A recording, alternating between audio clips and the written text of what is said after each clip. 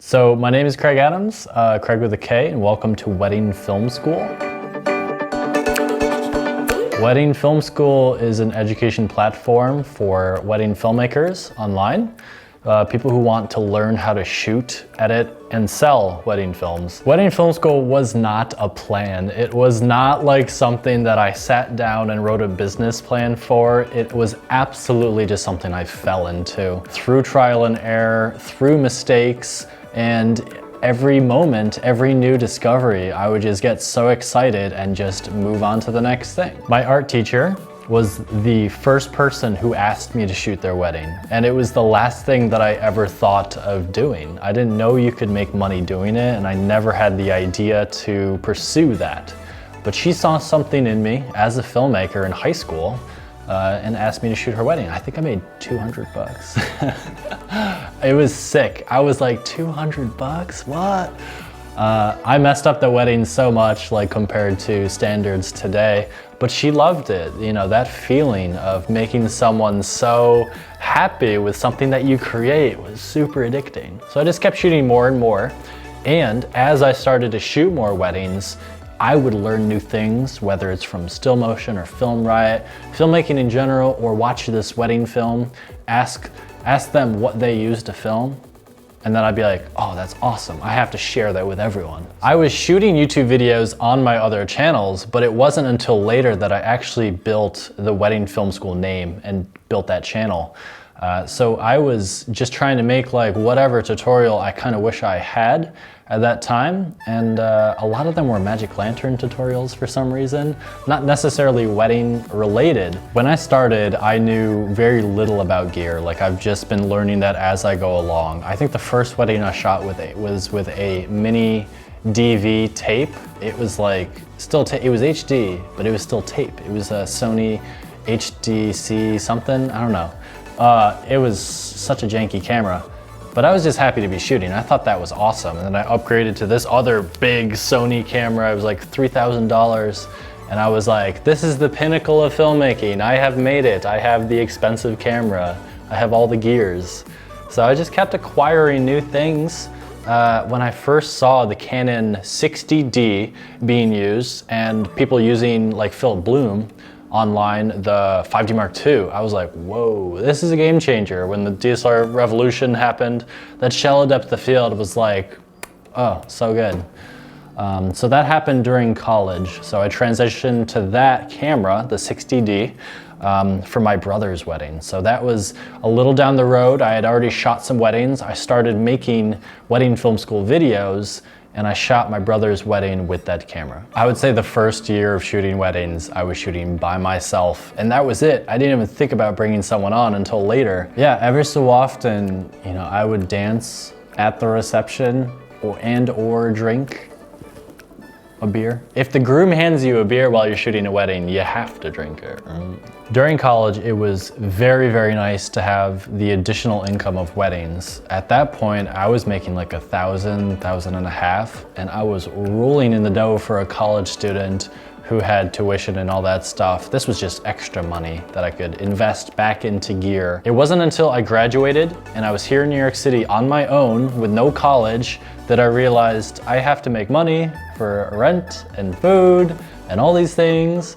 And weddings was my full-time job. You know, I shot more weddings, I put more effort into it, and I kind of fell into just being a wedding filmmaker as a full-time job. And that's really when I got very, very serious. I was still operating under the name of Cadams Media, I believe, for weddings, yeah. And then around that time, I switched to something called Emissary Films. I've gone through so many names, and I wish I could bring up all the logos, the terrible, terrible logos. But that was when I realized that Wedding Film School on YouTube needs to be a full-time thing. Friends and family around me have always been supportive of what I do. They know that I'm very headstrong. I'm going to do whatever I want. Myself, though, I wasn't sure. A couple months after I graduated and moved to the city, I actually applied for like a full-time media director position at like a Manhattan media agency. in like off Bryant Park. Like I thought that was what I had to do.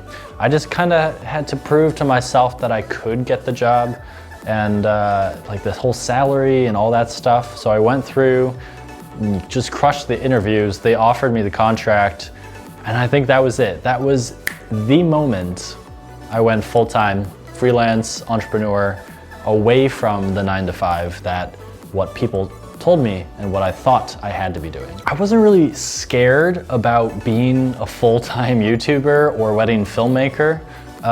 It was way different back then. I was still taking Craigslist jobs. I was grinding. I was so poor, especially when you first move to New York City. It's really hard. So I was grinding and hustling as much as I could. And it wasn't until like a little more than a year ago, that I've actually I feel like I can make a full-time income, and I'm taking less weddings and doing more YouTube, just marketing stuff. So it's been really different. Wedding Film School just naturally grew into reviews of gear, interviews and podcast type videos with other professionals. It was really fun going to these conferences and meeting these other filmmakers, learning what they were doing, and just building a community. It wasn't, I really didn't expect the community for Wedding Film School to grow so large. I thought hitting 10,000 subscribers was huge, and today I think we're at 60,000.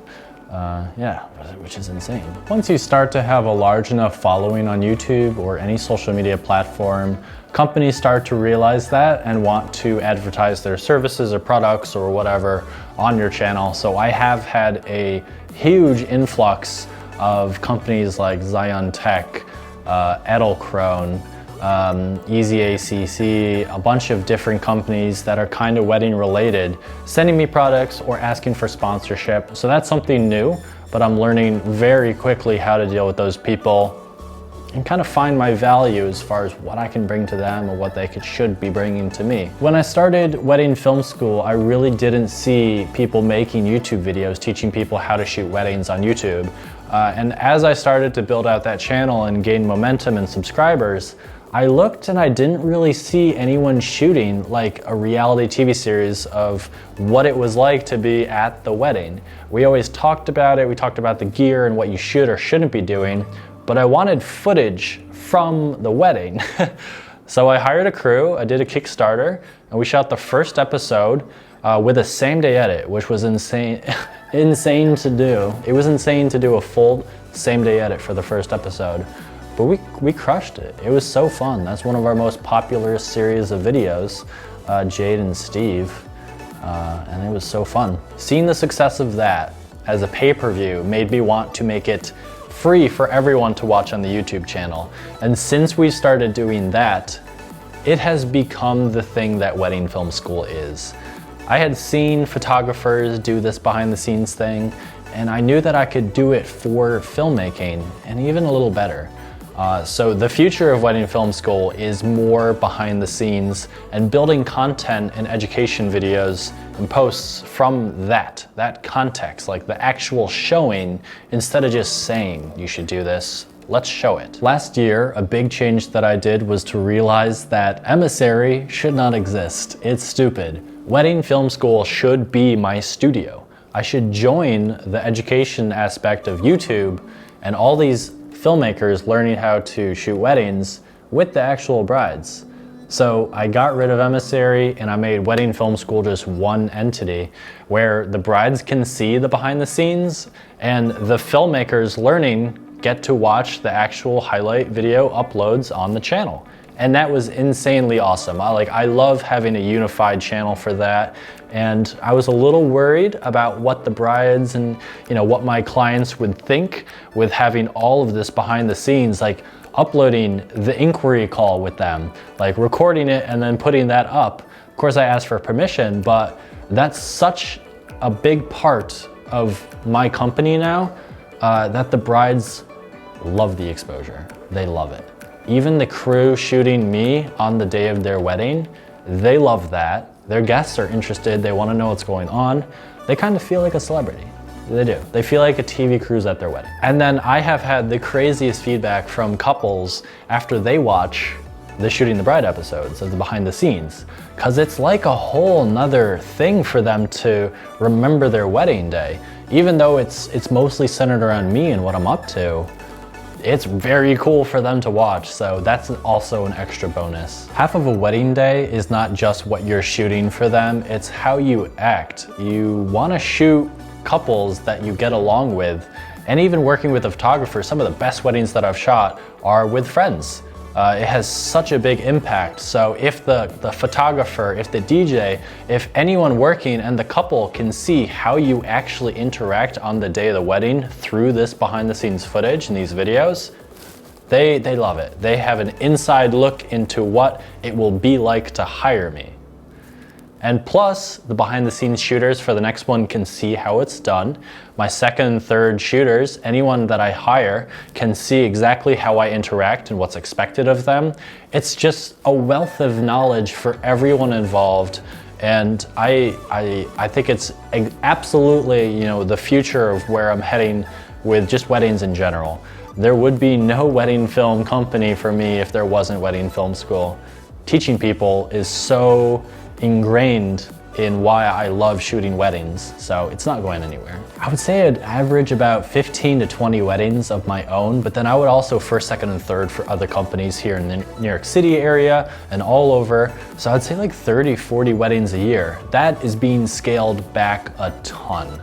I'm trying to take 5 weddings a year for my own, and I've stopped shooting for other companies. And I think that will yield better results for those weddings. I'll take them way more seriously. Quality is going to go up if quantity goes down. And I'll be able to focus more on the YouTube aspect and making different videos and series and promoting those awesome 5 weddings. So one benefit of only taking 5 weddings a year is that I absolutely have to pick and choose who I'm taking. That's a lot of no's. I'm getting a lot more inquiries than I was before, but I'm also saying no to way more. I'm getting the couple that are super fans, and I'm realizing that I'm getting like 2 different audiences. My people for weddings are other wedding filmmakers themselves. They get it, they follow, they're subscribers, they want a wedding film shot by Craig Adams, and also planners. So these are people who are very into the wedding game, understand it, and they want the best. It's wonderful being in New York City because it's such a hub. People fly all over the world here to have their weddings, and that also means there are some fantastic wedding filmmakers. I've worked with some of the best. Mackenzie, John, Mike, Michael, everyone, all the Michaels, Matt Koza, fantastic wedding filmmakers, and we've had the ability to meet up for drinks, food, hang out, and I would love to branch that out into a full day thing where I do education workshops by myself and with other wedding filmmakers who can teach, seasoned veterans, and then do like a social kind of hangout party at the end of the day. So building out slowly that Wedding Film School annual conference really is a large undertaking, but it's something that I'm taking steps towards. So you can expect that. A difficult thing that I've ran into over and over again is just trying to get too big too quickly. Every time that I bring on a lot of people and the video, the content, whatever we're working on, the project feels rushed and it's hard. Maybe that's my problem with delegating and just taking on too much and not planning enough. But the thing about YouTube is people want videos just shot, edited, created by myself.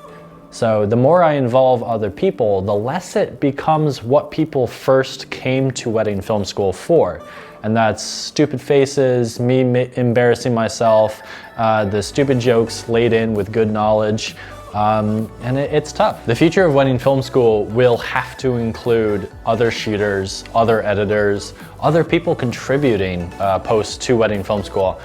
Kind of like No Film School, which is something that I actually modeled Wedding Film School after. They have a lot of people who submit posts. And I have to start doing that more. Having over 60,000 subscribers makes me really want to focus in on who these people are.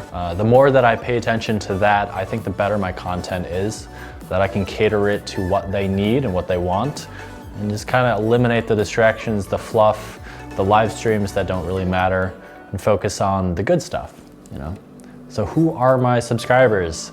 From what I have learned, I would say I'd break them into 3 different groups. The first group has to be people who have not shot a wedding or has like only shot 1 or 2 weddings. These are people who don't have as much confidence in how they should shoot a wedding, how they should act with the bride and groom, you know, how they can value their work and sell and make money. These people need confidence. So there is a large group of these people. The second is the next tier where they've shot a couple, they've maybe been through a season, and they have confidence. They can go to a wedding and know that they're going to shoot a good job, but they just want more, they want better clients, they need money. So these people are more business. How can I go full time, quit my job, make it less of a hobby, and just, you know, shoot 20, 25 weddings and make a full-time income. The last group is the smallest, and these people are more seasoned veterans. They've shot multiple seasons of weddings, very confident, but what I've found is that if you go through 2 or 3 seasons of weddings, you just start to lose interest because you kind of copy what you've seen. You know, you learn through mentors, you learn through seeing what other people were doing, but you don't feel like you have a unique voice. So these people want to find their thing, what makes them different. They want to make their customers and their clients super fans, people who don't just want a wedding filmmaker, they want you. So trying to make content for all 3 of those groups, pretty tough, but that's what I'm always having in mind when I make videos. Everything that I do for Wedding Film School is mainly for these 3 people. I've changed the way that I shoot weddings so many times. Every wedding filmmaker has a long list of changes that they've made to packages. I can't tell you how many times I've adjusted that, but I think I'm in a good spot. 5 minutes, a 5-minute highlight is my thing. It's my bread and butter. That's really what people are paying me for. They get an archive film, which is a longer cut with everything included, but you know, 5-minute highlight on social media on my channel, that highlight upload is what they want. That's what they're paying for. Typically shoot with 2 people, maybe sometimes 3rd if I'm doing a same-day edit. Always have an additional BTS shooter because I shoot behind the scenes for every wedding. One thing remains unchanged, it's that I retain absolute control over what I'm shooting for YouTube audience or clients. Whether it's when I deliver, how I deliver, and what I deliver. All of these expectations are drafted and talked about in the beginning, and if they don't like it, they can go elsewhere. You know, I absolutely set the terms of what's gonna go down. And I think every single business person should do that. There's no reason ever to shoot a wedding that you're not into. If your heart isn't 100% into something, don't do it. Don't. It's bad, don't do it. Because if you do a bad job, you're gonna get more referrals like that, so don't. I think the idea of doing in-person workshops and like an annual Wedding Film School conference, it's really exciting. That's definitely the future. I'm gonna keep shooting behind the scenes. That's a big part of my content. But I'm just very grateful. You know, I fell into this. I did not have big plans, but I can see, you know, we will pass 100,000 subscribers. That will be an insane day, but I know it's coming up because of you guys. And honestly, I did not think there were 60,000 wedding filmmakers in the world, let alone people who would want to subscribe to a YouTube channel. So you guys keep surprising me, super grateful. Thank you so much for visiting this channel and being a subscriber. And I look forward to the next couple of years.